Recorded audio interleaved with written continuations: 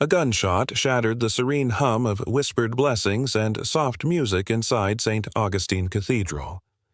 The sound ricocheted off the towering stained-glass windows, slicing through the air like a blade. For a moment, time seemed to stand still. Then, chaos.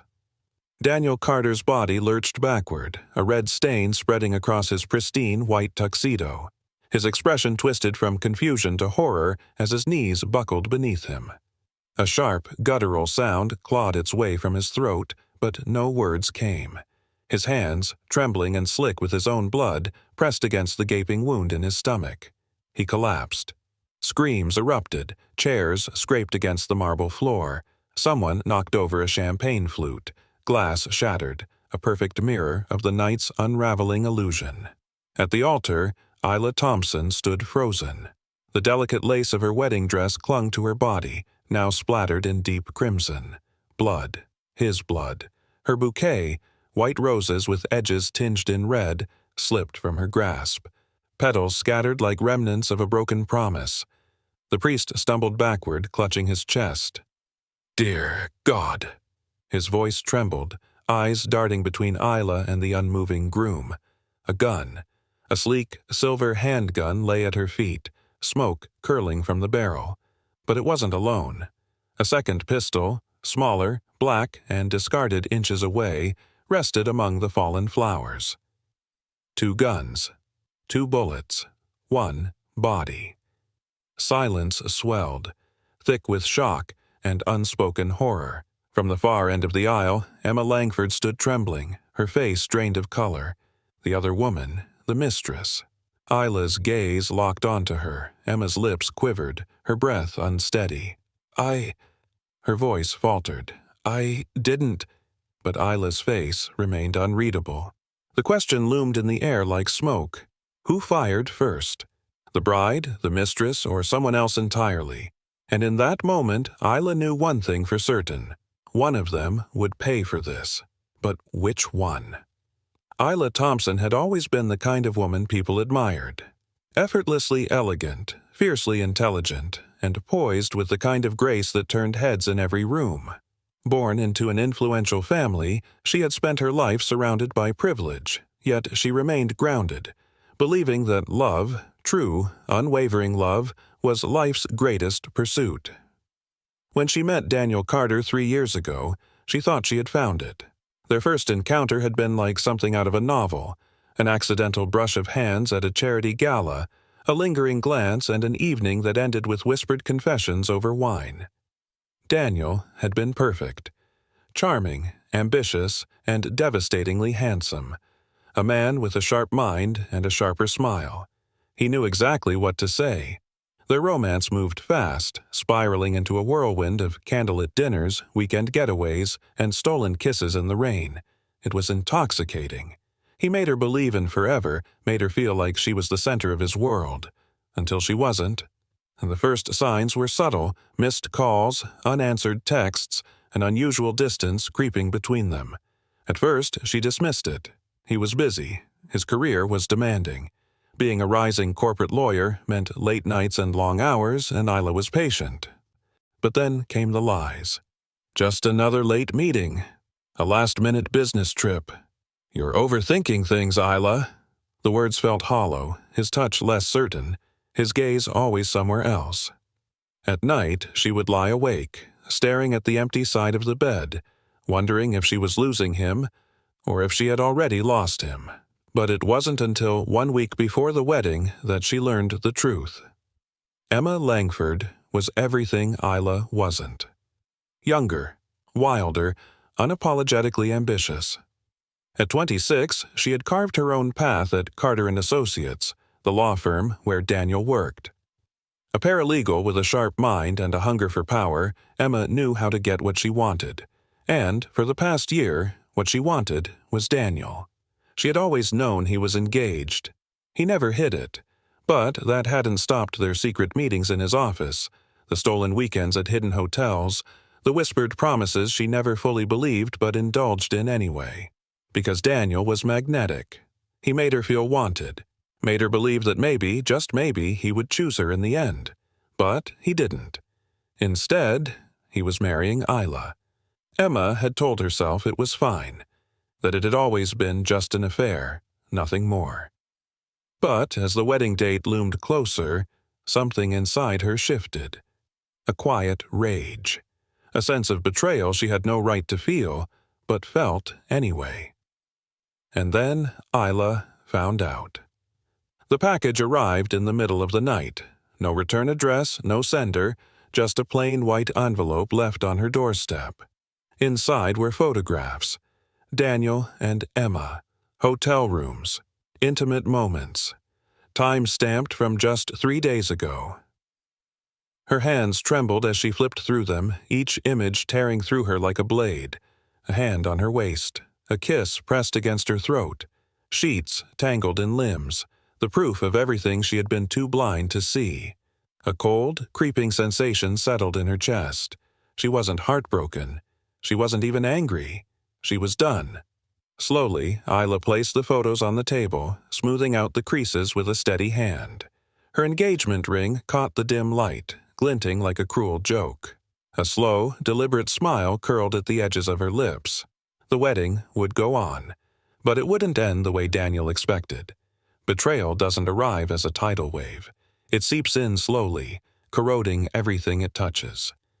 Isla sat at her vanity, her reflection staring back with hollow eyes. On the surface, she looked the same. The poised, elegant woman she had always been. But beneath the flawless exterior, something inside her had fractured.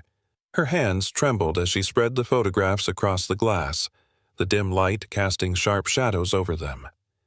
Daniel Carter, Emma Langford, together, their bodies entangled in hotel sheets, his mouth pressed against her neck, his hands gripping her waist, a date in the corner, 3 days ago.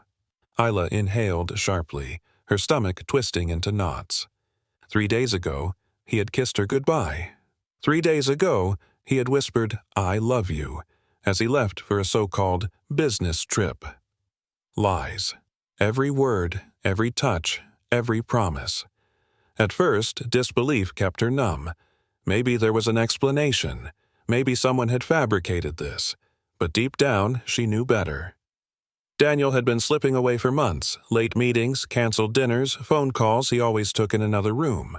She had ignored it, convinced herself it was just stress, the weight of his career. She had been a fool. Then came the rage. A heat so intense it burned away every last remnant of love she had for him. How dare he?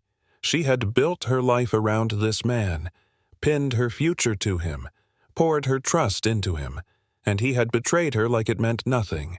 She gritted her teeth, her grip tightening on the photos until the edges crumpled. He was going to walk down the aisle and vow to be faithful, while his hand still carried the scent of another woman. Her body shook with fury. She could leave. End it quietly. Return the ring, cancel the wedding, disappear from his life. But where was the justice in that? Men like Daniel always walked away unscathed. A small scandal, a few whispers, and then he would move on, charming another woman, spinning the same lies. No, not this time. Daniel Carter had taken something from her. Her love, her trust, her dignity. She wasn't going to cry over him. She was going to destroy him. With deliberate slowness, she gathered the photographs and slid them back into the envelope. The wedding would go on, but she would be the one writing the ending.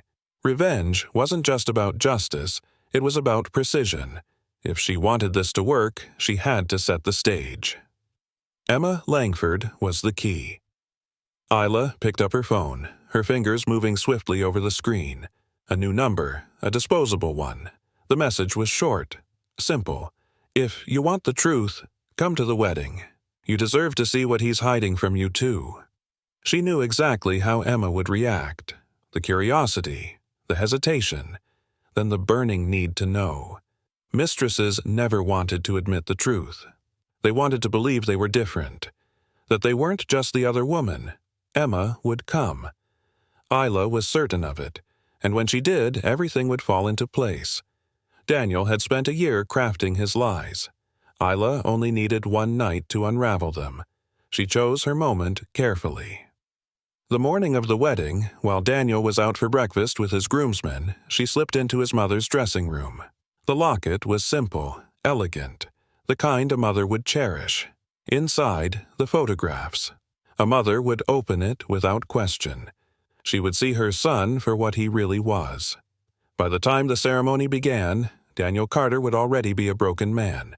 But humiliation wasn't enough. She needed more. The gun was smaller than she expected. Matte, black, compact, deadly. It rested in her palm like it belonged there. She ran her fingers over the metal, exhaling slowly. Cold, smooth, final. An old friend had given it to her, no questions asked, just a quiet understanding.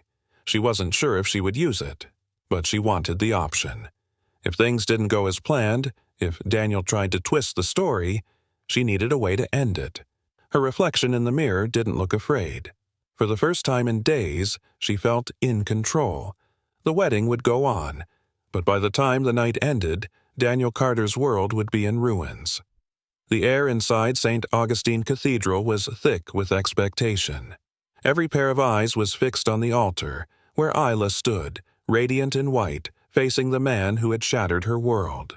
Daniel's grip on her hands was firm, too firm, like he was grounding himself in the illusion he had so carefully maintained. He looked at her as if nothing had changed, as if he weren't about to exchange vows built on deception. The priest cleared his throat. "If anyone objects to this union, speak now or forever hold your peace." Silence. A moment stretched too long. Then, a voice trembled from the crowd. "You can't marry him, Isla. He's a liar." Gasps rippled through the pews. Heads turned, the soft rustle of fabric and hurried whispers filling the space. At the back of the cathedral, Emma Langford stood, shaking. Her hands were clenched at her sides, her face pale. Daniel froze. His fingers twitched against Isla's palm before he let go, turning toward the voice like a man facing his executioner. Isla didn't react. Not in the way people expected. She smiled. Emma stepped forward, her breath uneven. "Tell them, Daniel," she spat, voice rising. "Tell them how you've been in my bed for the last year, how you told me you'd leave her." Murmurs of shock swelled in the crowd. Daniel's parents exchanged horrified glances. The illusion was cracking. Emma lifted a stack of printed photographs.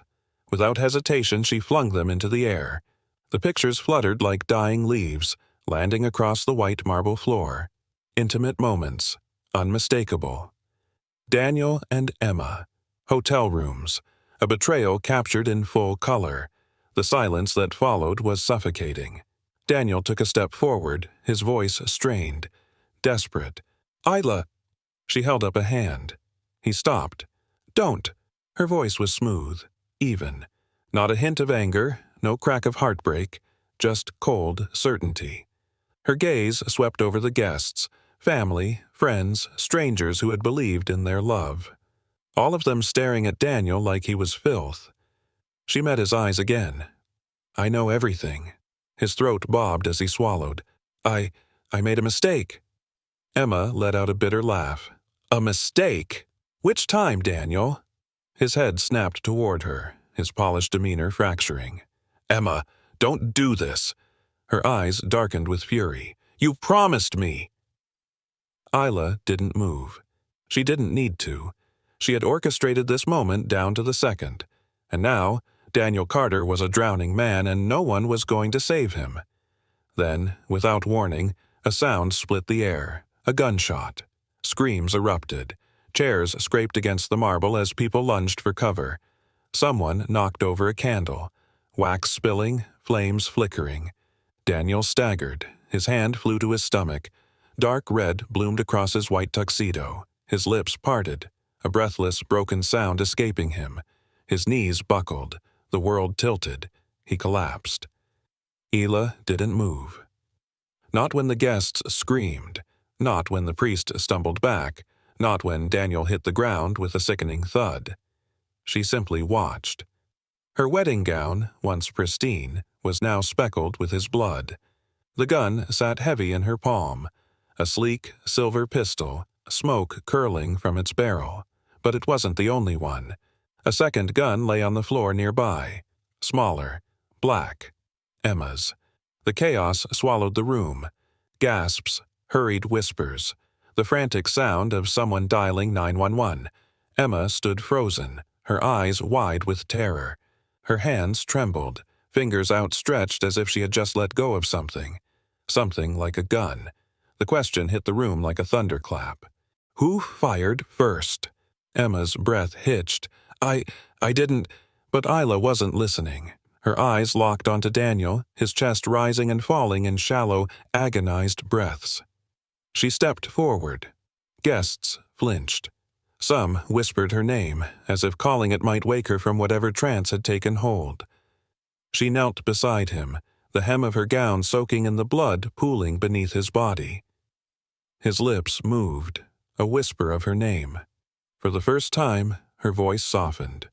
"You thought I didn't know." His lashes fluttered, his pulse weakening.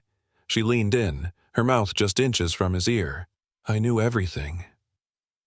A tear slipped from the corner of his eye. Was it regret? Fear? Or just the body's final reaction to knowing the inevitable? Didn't matter. He wasn't the man she loved. That man had never existed. She rose, her expression unreadable as the cathedral doors burst open. Sirens wailed in the distance. The police were coming. But the truth had already bled out onto the floor, and no matter what happened next, Daniel Carter was never walking out of here alive. The cathedral doors burst open. Flashing red and blue lights washed over the chaos inside, sirens wailing as uniformed officers rushed toward the altar. The guests had scattered, some crying, others whispering frantically into their phones. Isla Thompson stood still. Her wedding gown was no longer white. Blood had seeped into the fabric, staining it in deep crimson, a grotesque contrast to the ivory lace. The gun lay at her feet. Smoke had barely faded from the barrel. A hand gripped her wrist, firm, unyielding. "Isla Thompson, you're under arrest." She didn't resist, didn't move. As they pulled her arms behind her back, securing her wrists in cold steel, she kept her gaze on Daniel. He was sprawled on the floor, motionless, blood pooling beneath him. A paramedic pressed hard against his wound, shouting for the stretcher. His lips parted, a weak breath slipping through. Barely alive. Emma stood a few feet away, trembling. Her hands clutched at her dress, her body shaking with silent sobs. She was alive, unharmed, hysterical. "She shot him!" Emma's voice broke through the noise, wild with panic. "I saw her do it. She just stood there and pulled the trigger." Another officer guided Emma away, trying to calm her, but she wouldn't stop screaming. "She was going to kill me too. She choked on her words, her gaze darting back to Isla. She looked right at him and smiled before she fired. Isla didn't react. Not even when the reporters swarmed outside the church, cameras flashing.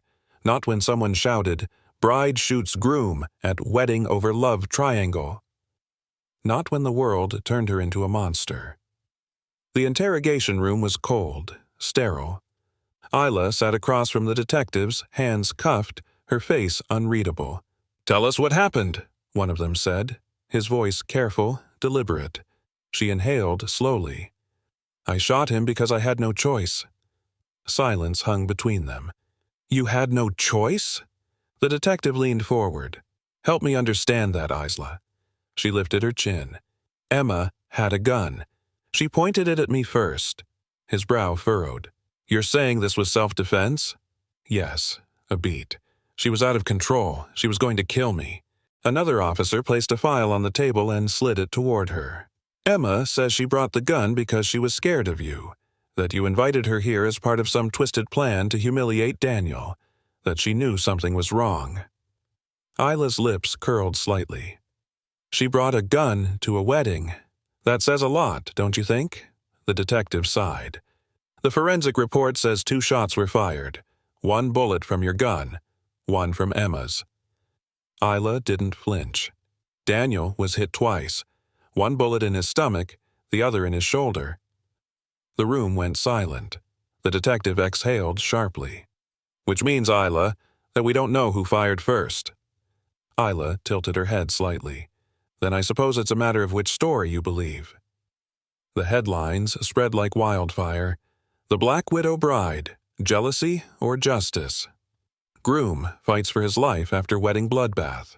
"Love triangle turned deadly. Who pulled the trigger first?" Social media exploded with theories. Some called Isla a victim, a woman scorned, betrayed, pushed to her breaking point by a man who had lied to her.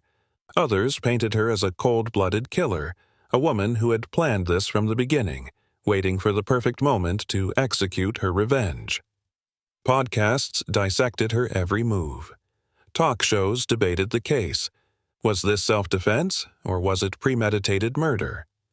Emma disappeared from the public eye, her social media accounts wiped clean, her apartment left empty. And Daniel? He survived. But he would never walk again. The bullets had done their damage, one shattering his spine, the other puncturing his lung. From his hospital bed, he refused to speak to the press. The man who had talked his way out of every situation was now silent. And Isla? She sat in her prison cell, watching the news, listening to the world decide whether she was a villain or a woman who had simply taken back her power. She didn't care what they thought. She had already won. The courtroom buzzed with anticipation. The air was thick with tension as Isla sat motionless, hands folded in her lap, her expression unreadable. The judge's voice rang through the room. "In the case of Isla Thompson, charged with attempted murder, this court finds the defendant guilty." A collective gasp rippled through the crowd. Reporters scrambled for their notes. Emma Langford, seated in the gallery, exhaled sharply, a flicker of relief washing over her. The sentence followed. "Due to emotional distress and temporary insanity, the defendant is hereby sentenced to 6 years in state prison." 6 years. A lesser punishment than expected. As the gavel struck, Isla finally looked up. Her gaze swept the room, lingering on no one in particular. She was led out in cuffs, her face calm, almost serene. If she felt regret, she didn't show it. Years later, sitting in a sterile interview room, cameras pointed at her, she met the journalist's gaze without hesitation. "I regret nothing," she said plainly, her voice steady. The reporter hesitated. "Nothing at all?" She tilted her head slightly as if considering. "He took my life away before I ever pulled that trigger." The words settled like a cold weight in the room. Was she a victim? Or had she simply rewritten the ending of her own story? Even after the trial, one question remained unanswered. Who fired first? Emma had sworn she didn't. Isla never admitted she did. The forensic evidence showed 2 bullets, 2 different entry points, but the sequence was unclear. Had Emma panicked and pulled the trigger first? Or had Isla orchestrated everything, knowing she would survive while Daniel paid the ultimate price? The jury had been split. Some saw Isla as a woman pushed too far, a victim of betrayal who had snapped under the weight of it all. Others believed she was calculating, precise, a woman who had planned the perfect crime under the guise of heartbreak. The truth? Only Isla knew. And as she walked out of prison 6 years later, cameras flashing, reporters shouting her name, she gave them one final gift: a smile. Then, as she stepped into the waiting car, she turned back. Would I do it again? A pause. If I had to. The door slammed shut, and she was gone.